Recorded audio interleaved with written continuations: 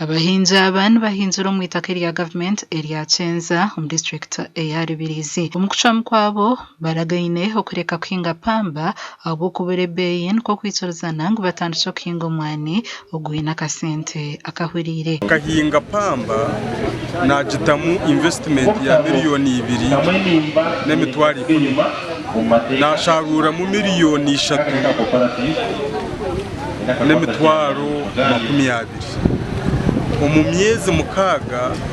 omuhiki 2 shango ine mu magoba gari ahansi ya miliyoni 1.10 ipambe biyetukanire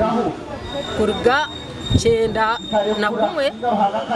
syanko mu 12 abeke twiniro mu gasuma ngo kurga 12 kwisiyano ko kwire 12 na kukaga pamba tekina cyero kutuyamba Musimenta Benon or principal commercial officer wa district ya Rubirizi ashabira abahinja ba okubanza bacebera itaka batakatanditsure okuhinga umwane nko kubeyicarazine abo kwenda ngo tukose empinge yo murembe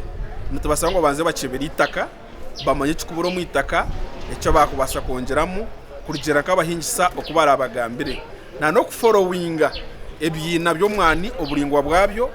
distance kurwo mwani kuzagundi kurigera standard zo kuhinga kuziri bino buhabuzi bw'abaguruka cyo officer enti tuyambika tungera embiwe yo murembe nko kutwaza byo mwani twasa kubyara embiwe nungi garuka tugishaba tuceberita kaba kuguba kaceberita karitu takabyire mwani kandi tugishaba kutungera irrigation tuturana tushaba bihandi kontu bitayo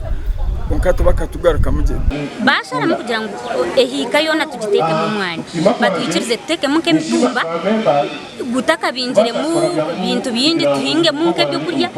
kureba ngo abana bitu baba muke bitu bya muhogo nkebyo kati kureba ngo abana bitu bafutanda ababa ina matsko baba bahinzura mwani entasi y'amakagabo neija kweyongera gashakwa Onesmus Ndiana.